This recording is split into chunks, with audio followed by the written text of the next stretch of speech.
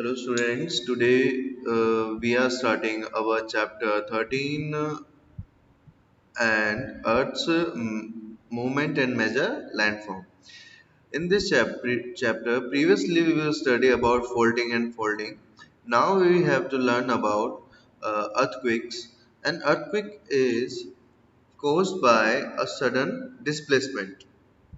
How it is caused by a sudden displacement. As you can see on your screen, the earthquake is caused by sudden displacement or dislocation of the lithospheric along the plates boundaries. This displacement along the surface of the earth produce vibration or tremor that spread out in all directions, similar to the ripples created in a pool when we throw a stone into it.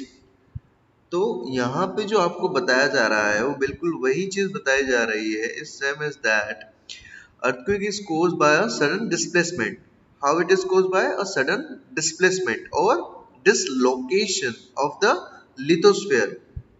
Sudden displacement और dislocation of lithosphere अगर हमारा बिल्कुल sudden displacement होता है, जैसे fault आता है या fold आता है ना, तो जो लिथोस्फेरिक प्लेटलेट्स है वो आपस में रब करती हैं, तो उसकी वजह से क्या होता है, प्लेट्स बाउंड्रीज के अलोंग अगर ये रब करना स्टार्ट करती हैं या फिर इनका डिस्प्लेसमेंट होता है, इस डिस्प्लेसमेंट की वजह से ही हमारी below the surface of the earth produce vibration और tremors. क्या वाइब्रेशन और ट्रिमर्स जनरेट होते हैं that spread out in all direction, जो कि हर डायरेक्शन में मूव करते हैं. Similar to the ripples create in the pool. जैसे कि अगर किसी पूल के अंदर हम कोई पत्थर डालते हैं तो आप उसके अंदर इजी वे में देख सकते हो कि वहां पे वाइब्स क्रिएट होती हैं, ठीक है, वाइब्रेशन जनरेट होती है, ठीक है, जैसे कि आप इस वीडियो में देखोगे. सो earthquake sudden violent shaking of the ground. Sudden violent shaking of the ground जिस तरह से होता है, जिस तरह से आप इस वीडियो में देख सकते हो, earthquake आने की वजह से जैसे पूल के अंदर पत्थर डालने पे जैसे वाइब्स क्रिएट होती है ना, वैसे ही यहाँ पे वाइब्स क्रिएट होती है. जैसे कि आप यहाँ पे देख सकते हो, जो ये वाला सेंटर है जहाँ पे earthquake जनरेट होता है, वो वाला सेंटर हमारा फोकस कहलाता है. उसके बिल्कुल हॉरिजॉन्टली अगर हम जाएं, ठीक है, ऊपर उसकी बिल्कुल ऊपर की तरफ हम जाएं, ठीक है, तो वहां पे जो अर्थक्विक के फोकस से ठीक ऊपर की तरफ वाला जो पॉइंट होता है वो एपिक सेंटर कहलाता है. एपी सेंटर कहलाता है the point on the ground directly above the focus, जो फोकस के डायरेक्टली अबव होता है, ठीक है. और इसकी वजह से, ये किसकी वजह से जनरेट होता है भैया, ये फॉल्ट की वजह से जनरेट हो रहा है. अ weak point in the tectonic plates where pressure within the crust is released. जहां से जो ये प्रेशर जनरेट होता है वो रिलीज होता है. एक्चुअल में क्या, जैसे सपोज करो ये एक टेक्टोनिक प्लेट है, ये टेक्टोनिक प्लेट है, ये आपस में रब करके यहाँ पे जो इसका सेंटर है यहाँ से अर्थक्वेक को जनरेट करती है, और ये जो इपी सेंटर है ना, यहाँ तक इसका वेव जाता है और ये धीरे धीरे उसको आगे, जैसा हमने पिछले वाले वीडियो में देखा था कि किस तरह वेव की फॉर्म में ये बाहर की तरफ निकलती हैं, ठीक है. तो ये ही मेजर रीजन है अर्थक्वेक के प्रेजेंस होने का, अर्थक्वेक के फॉर्म होने का, ठीक है. अब देख सकते हैं आप इसके अंदर, हाँ, जैसे कि आप इसके अंदर देख सकते हैं, ये देखिए, जब भी टेक्टोनिक प्लेट शेक करती हैं, ये देखिए, तो स्टार्टिंग में वो जहाँ पे हार्ड सरफेस एरिया है, ये नीचे से ऊपर की तरफ जब आती हैं तो इस तरह आती हैं.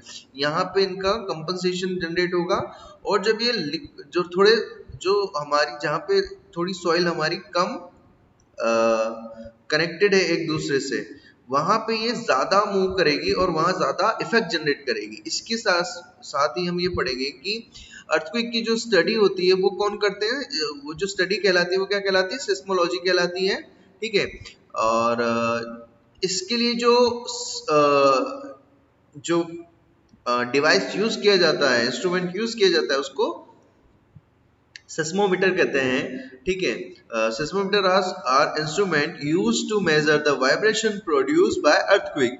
इसलिए वाइब्रेशन जो होती है अर्थक्वेक की, उसको मेजर करने में इसका यूज किया जाता है। The severity is caused by Richter और मर्कल स्केल, ठीक है।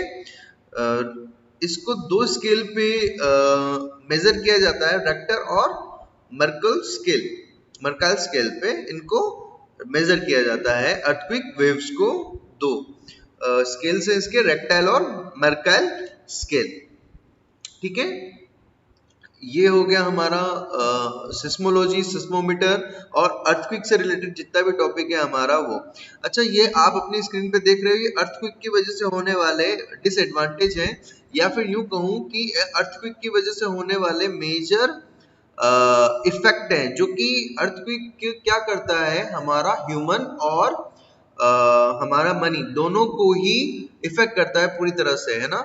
जैसे कि आप देख सकते हो, ये सीन जो है कहाँ से लिया गया है, हयाती से लिया गया है। अर्थक्वेक जो 2010 में आया था, उसकी वजह से जो मेजर लैंड इफेक्ट हुआ है वो ये हुआ है, प्लस इसके अंदर जो लोग मारे गए हैं वो अलग है, ठीक है। तो ये तो बेसिक है ही सही आपका, है ना।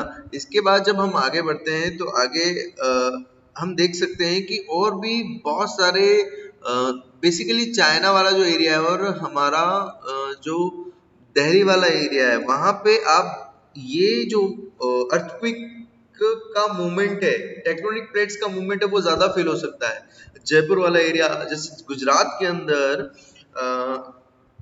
हमारे यहाँ पे जो वहां पे 7.7 रेक्टर का अर्थक्वेक मेजर किया गया था, ये 2001 की बात है। तो गुजरात का अर्थक्वेक सबसे बेस्ट एग्जांपल है कि किस तरह वो लैंड पे इफेक्ट करेगा, है ना, जो पीपल है उनके ऊपर इफेक्ट करेगा।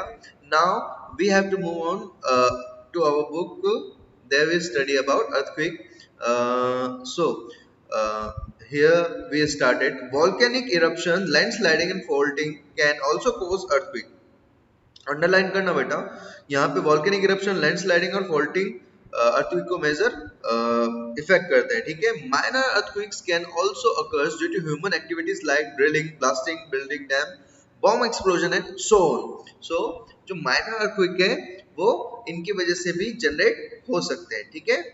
Now yes, the point or place of origin of earthquake under the surface of the earth is known as focus। जहां से earthquake जनरेट हो रहा है, ये वाला पॉइंट जिसमें मैंने आपको पहले बताया, ठीक है।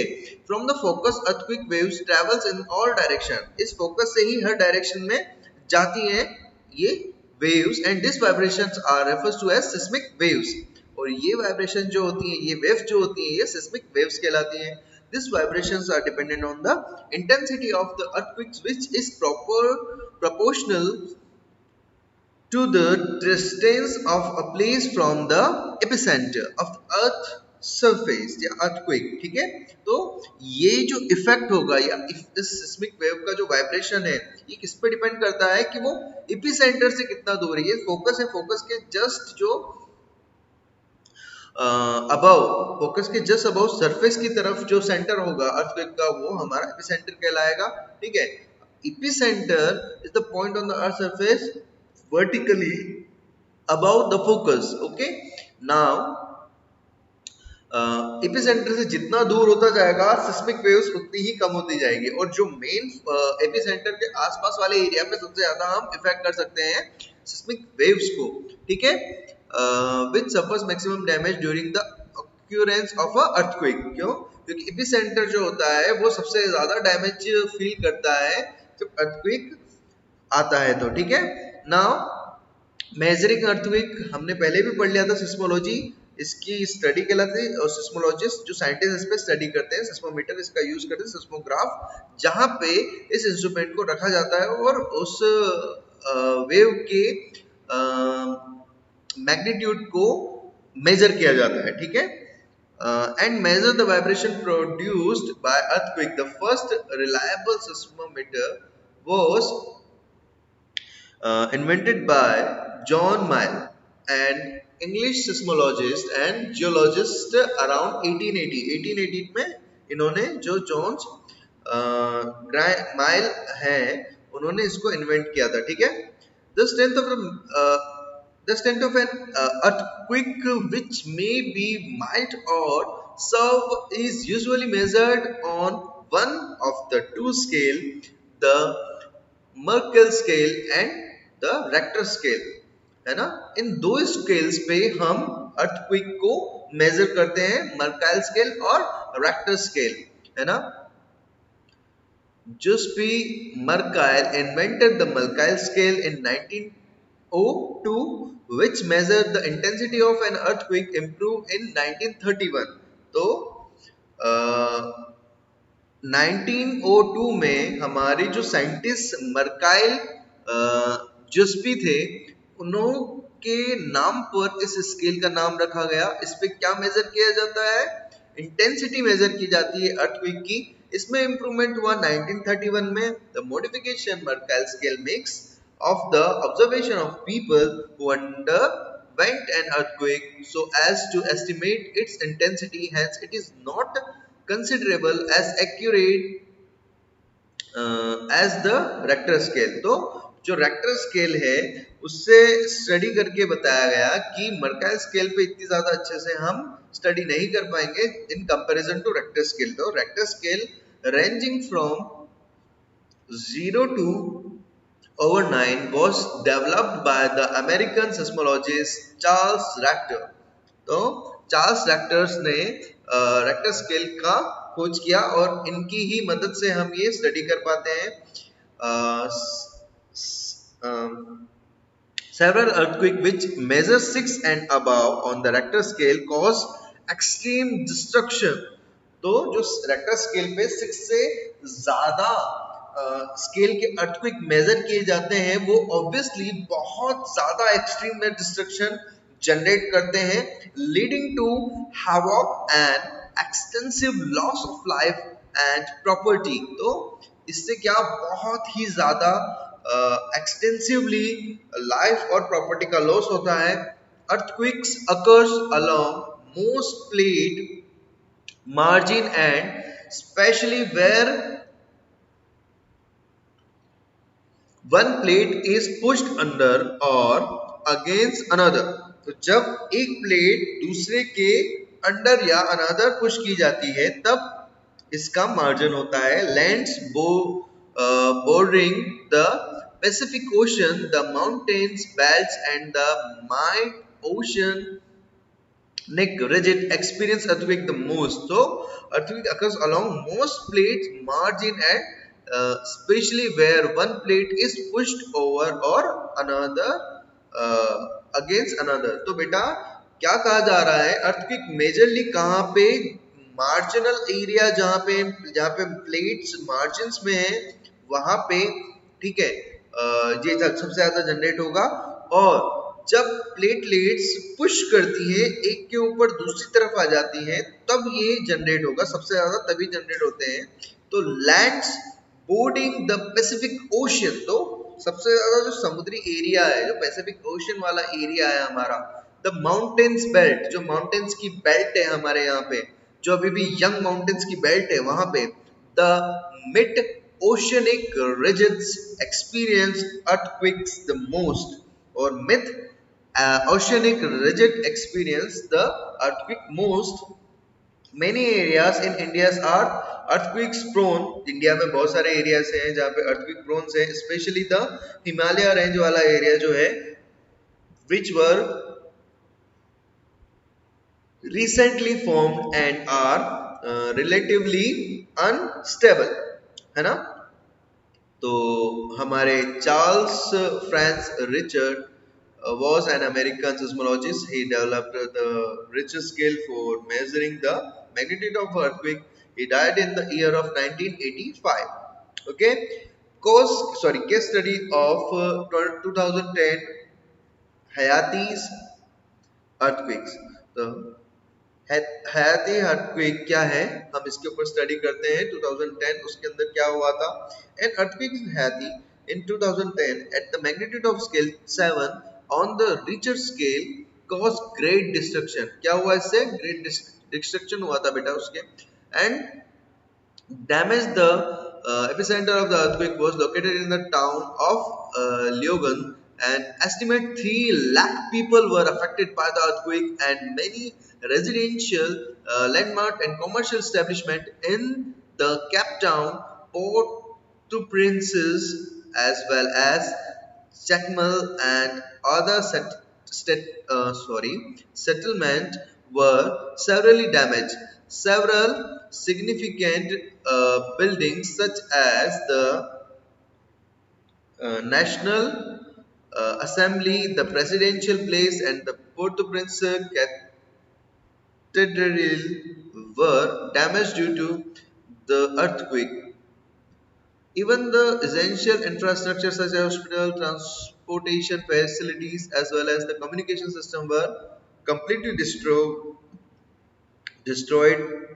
According to the figure released by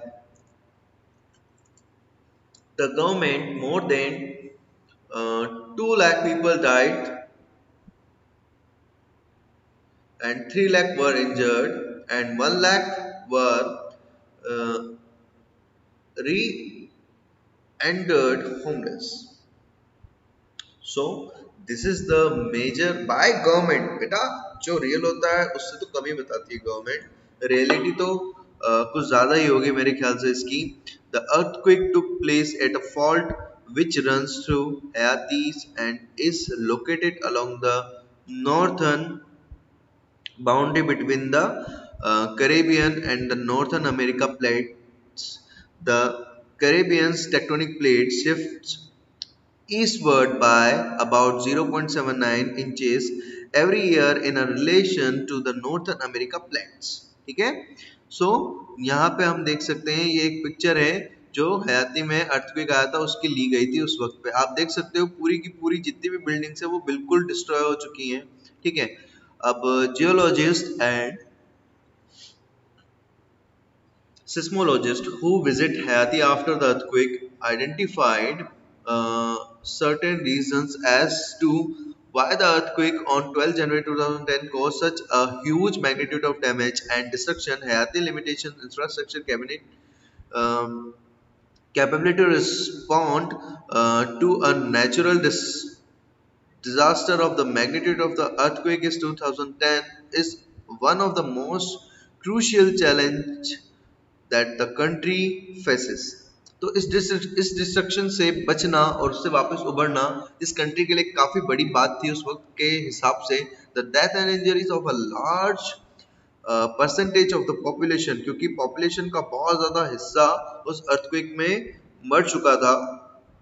in the capital city and the other thickly populated urban areas speak of the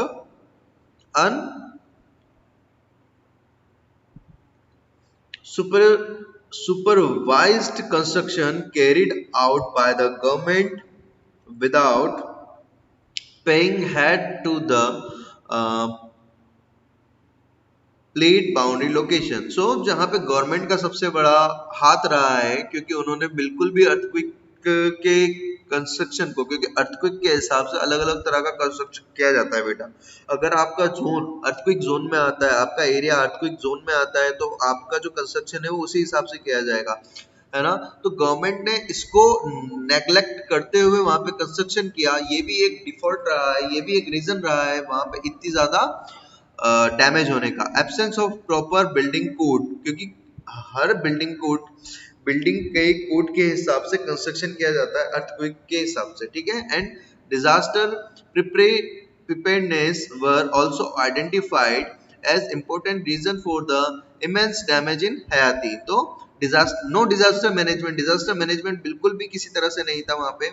इस वजह से वहां के लोगों को इतनी सारी प्रॉब्लम्स का फेस करना पड़ा। The earthquake took place at a shallow depth and hence the high energy seismic waves have to travel only a short distance to reach the surface of the earth। so earthquake को क्या छोटी सी surface तक reach करने के लिए काफी high energy की seismic waves की जरूरत होती है ना, शॉर्ट डिस्टेंस तक ट्रैवल करने के लिए।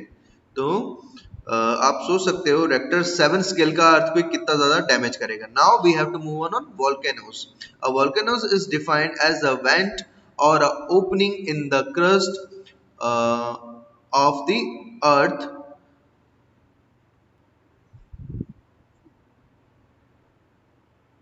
which allows hot magma, volcanic ash, steam, rock, particles, and gases to escape from below the surface of the earth. So, a volcano is defined as a vent. What is vent now? The vent is nothing but it's an opening of the escape of material upon eruption of a volcanoes. So what is vent? Vent is this portion जहां से volcano हमारा निकलता है. अब सभी को पता है अर्थ की क्रस्ट के नीचे जो हमारा कोर वाला एरिया है, ठीक है, वहां पे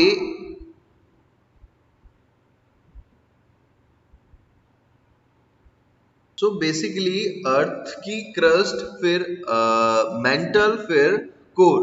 तो मेंटल और कोर के मिड वाला जो एरिया है, इनफैक्ट मेंटल वाला एरिया भी है जो है वहां पे मैक्सिममली हम जानते हैं कि वहां पे मैग्मा पाया जाता है. ठीक है, तो वॉल्केनिक इरप्शन किस तरह होते हैं भैया?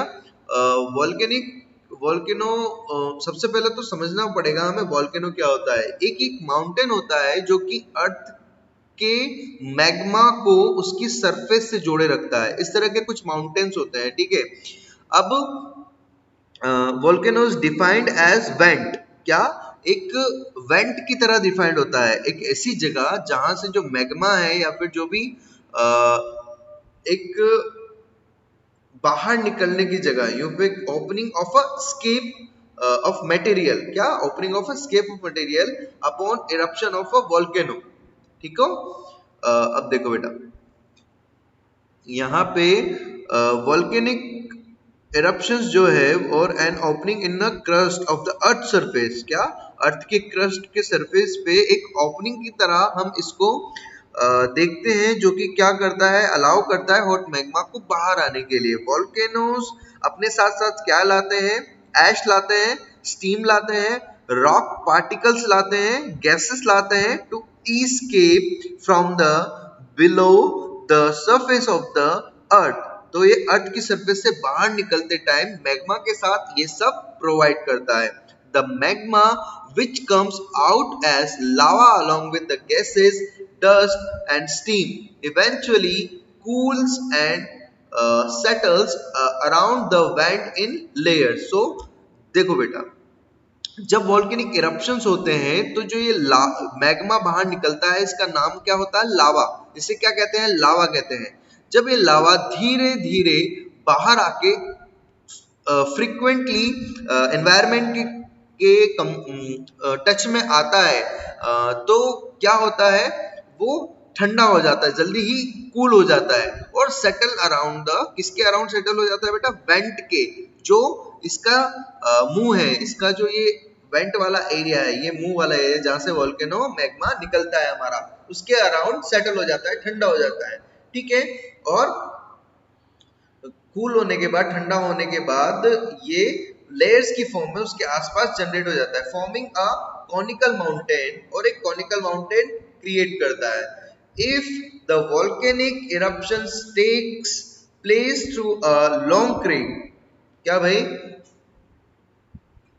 जो वोल्केनिक इरप्शन है ये एक लॉन्ग क्रैक की वजह से जनरेट होता है. It is known a fuse eruption.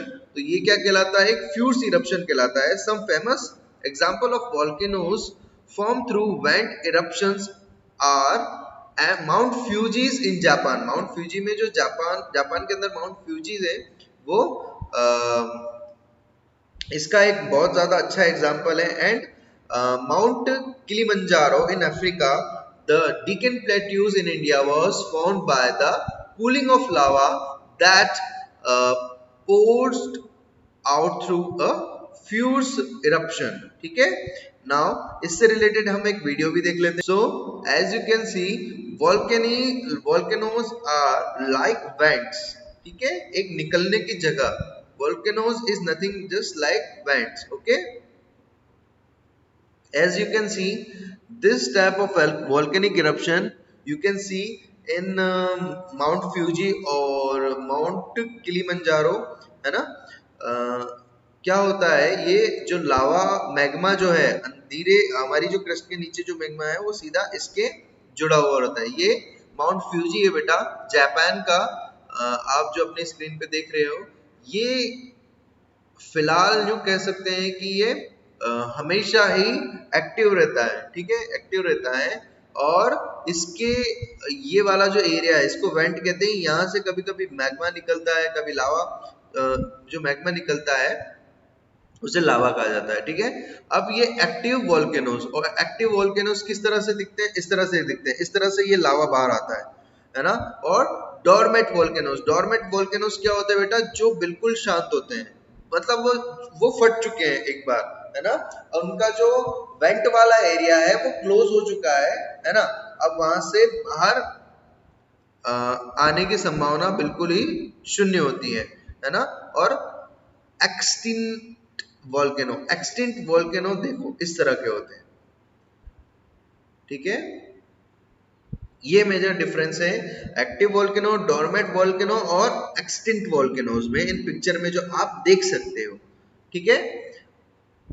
Basically हमारा जो लैंड फॉर्म है वो प्लेट्यूज जो है, डेक्कन प्लेट्यूज जो है, इस तरह के जो पहाड़ हैं, ये लावा के ठंडे होने की वजह से, है ना, इनके सरफेस पे आने की वजह से, क्योंकि बहुत सी बार सी के अंदर भी वोल्केनिक इरप्शन होता है, तो जो हमारे बीचेस होते हैं वो भी इसी की वजह से बनते हैं, ठीक है।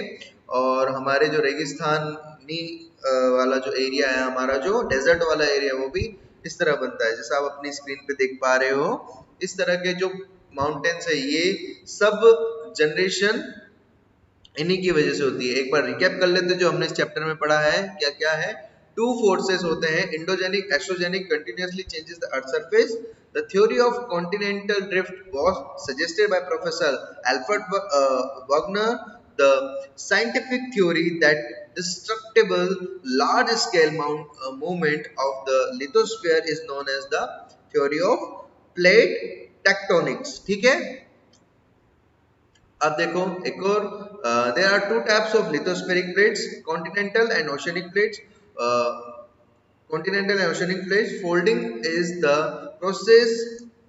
Folding is the process when two tectonic plates converge and results in the formation of mountains. Faulting is a fracture or crack in the rock. Faulting से क्या होता है, फ्रैक्चर आता है या क्रैक आता है। फोल्डिंग का एक के ऊपर दूसरे आ जाता है, ठीक है।